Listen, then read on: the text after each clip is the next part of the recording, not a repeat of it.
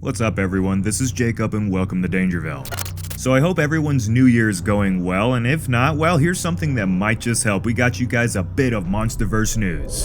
Starting off, coming from Legendary themselves. They gave us MonsterVerse fans a nice little salute heading into the new year, with a post on their social media platforms that said, "Have a roaring new year from Legendary. We're thrilled about what we have in store for 2024 and we can't wait to experience it with you."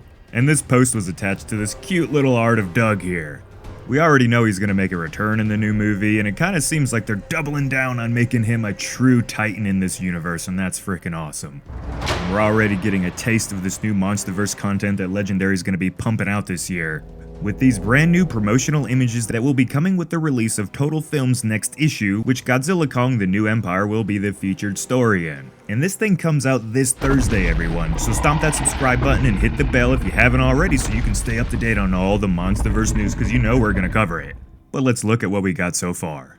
Take a look at this slick cover art. Now, I'll be the first to tell you guys that I'm kind of getting tired of this whole Vice City 80s trend thing going on to where everything has to have like a shade of pink, blue, purple, I don't know, you guys know exactly what I'm talking about. But past that, look at Godzilla and Kong. They look fantastic.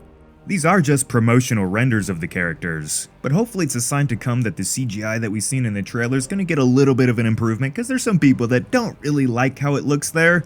And so if we can get some CGI more like this, I think everyone's going to stop that argument. A lot of people are wanting to go and say that Godzilla looks wimpified in this new movie, but if you look at him right here, I don't know, he looks spiky, he looks dangerous, he looks deadly.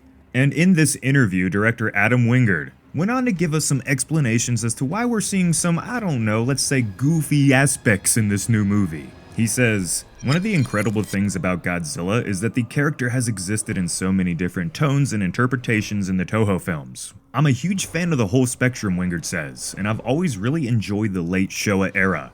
There are so many big ideas and they have such epic fun with these larger-than-life characters.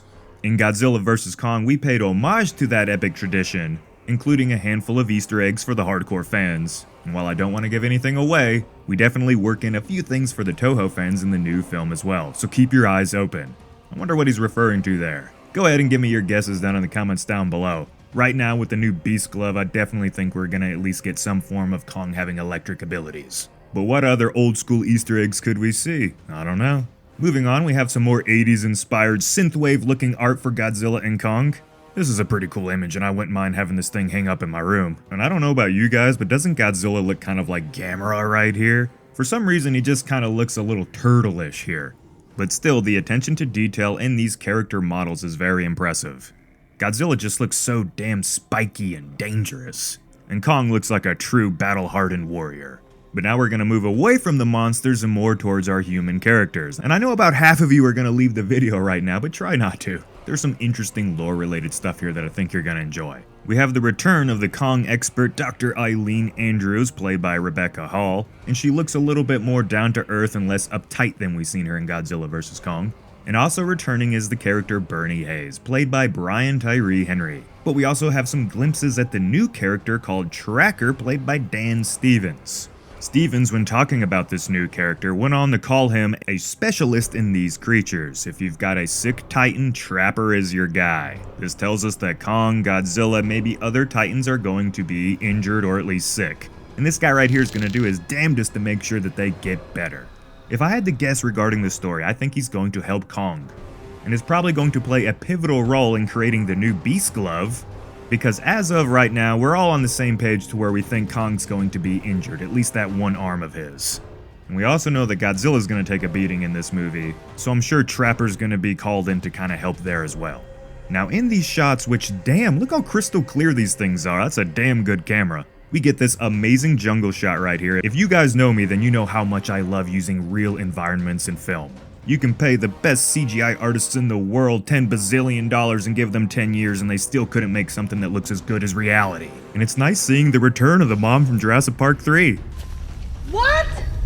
This shot of Eileen and Tracker here looks simple, but if you look in the background, what is that? Well, that's a big yellow painted thing with some black wording on there. And what does that look like? It looks like Kong's new weapon, the Beast Glove. So this is just a random idea, everyone, but if I had to guess, I think this could be related to Kong's Beast Glove Gauntlet thing because, you know, it just looks like it would come from a similar place to this, right?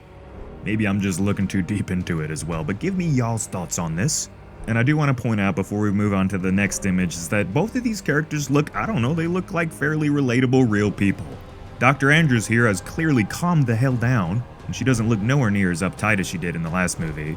And Trapper here, well, he looks like he's going to be casual and fun, but he's also got that big knife and those nice tactical pants, so he's probably going to be a capable character as well as kind of funny, maybe a little bit charming, we shall see. Moving on to the next shot here, we have Bernie Hayes himself looking scared and confused like always.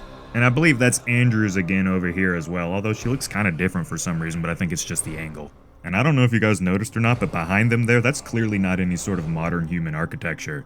This is without a doubt a glimpse at the civilization in the Hollow Earth. But to counter that ancient vibe, we also have what appears to be, I think, the edge of the new He vehicle. You know, that weird dragonfly looking thing. It's got the landing foot right there, so that's what's making me think that that's definitely a heave. And judging by the two's reaction, something very dramatic is happening in the distance. I'm gonna go and say this is when Godzilla's waking up or bursting out of the ice thing that he was frozen in. At least that's my guess, it could be anything.